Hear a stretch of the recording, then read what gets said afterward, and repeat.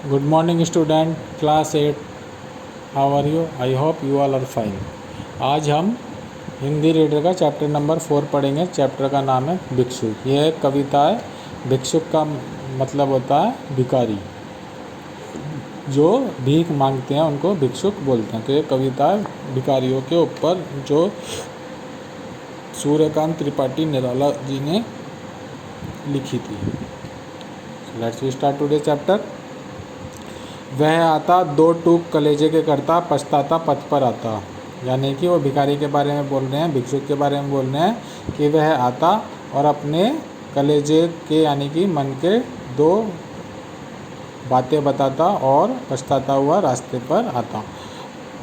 पेट पीठ दोनों मिलकर हैं एक, चल रहा लकटुकिया टेक। यानी कि उसका जो पेट है और कमर है वो इतने कमज़ोर हैं कि वो एक ही लगते हैं, और वो लकटुकिया का मतलब लाठी, वो लाठियों को टेक कर चल रहा है।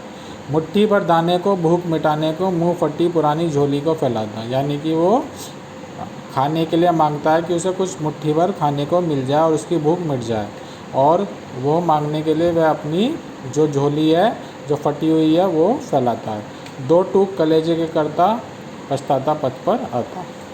साथ दो बच्चे भी हैं सदा हाथ फैलाए, और उसके साथ दो बच्चे भी हैं जो हाथ फैलाए हुए भीख मांग रहे हैं। बाएं से वे मलते हुए पेट को चलते, एक हाथ से वो अपना पेट मलते हैं और दाहिने दिया दृष्टि पानी की ओर बढ़ा, और दाहिने हाथ से कुछ भीख मांगते हैं जिससे उन्हें कुछ भिक्षा मिल जाए। भूख से सूखे ओट जब आते, दाता भाग्य विधाते से क्या क्या पाते।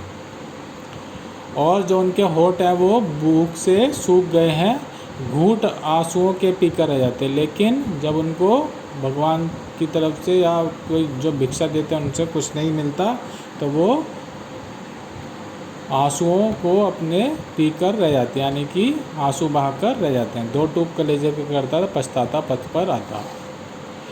चाट रहे झूठी पत्तल वे कभी सड़क पर खड़े हुए। जब उनको कुछ खाने को नहीं मिलता तो वो कूड़े में पड़ी हुई झूठी पत्तलों को चाटने लगते हैं, और झपट लेने को उनसे कुत्ते भी अड़े हुए। लेकिन जो झूठी पतले होती हैं जो चाट रहे होते हैं, जो झूठी पतले उठा के उसमें खाना खा रहे होते हैं, तो उनसे वो झूठी पतले भी जो कुत्ते होते हैं गली के या सड़क के, वो उनसे छीनने के लिए तैयार रहते हैं। ठहरो आहा मेरे हृदय में अमृत मैं सींच दूंगा, अभिमन्यु जैसे हो सके वो तुम्हारे दुख को मैं अपने में खींच लूँगा।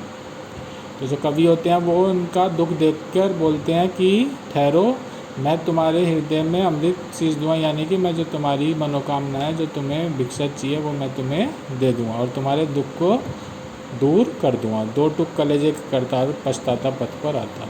और वो जो है रास्ते पर इस तरह से अपने कलेजे के टुकड़े करते हुए, जो अपनी दुख की व्यथा बताते हुए भिक्षा मांगने लगता है। तो इस कहानी से हमें क्या संदेश मिला? इस कहानी से हमें संदेश मिला, इस कविता से हमें गरीबों तथा भिक्षुक के प्रति दया दृष्टि दिखानी चाहिए। यानी कि जो लोग गरीब होते हैं, जो भिखारी होते हैं, जो भिक्षा मांगते हैं, उनको हमें कुछ ना कुछ दान दे देना चाहिए। इसके हमको शब्दार्थ आपको अपने नोटबुक में करने हैं, और ये रिक्त स्थान पंक्तियाँ दी गई हैं, इनको आपको पूरी करनी है। ये आपको PDF में सेंड कर दी जाएगी। सही विकल्प निशान लगाने हैं। प्रस्तुत कविता के रचयिता महादेव वर्मा, सूर्यकांत त्रिपाठी निराला या हजारी प्रसाद द्विवेदी। तो आज सूर्यकांत त्रिपाठी निराला जी ने इसको ये कविता लिखी है। कवि ने मुख्य पात्र किसे चुना है? किसान को, शिक्षक को या भिक्षुक को? तो किसको चुना? भिक्षुक को।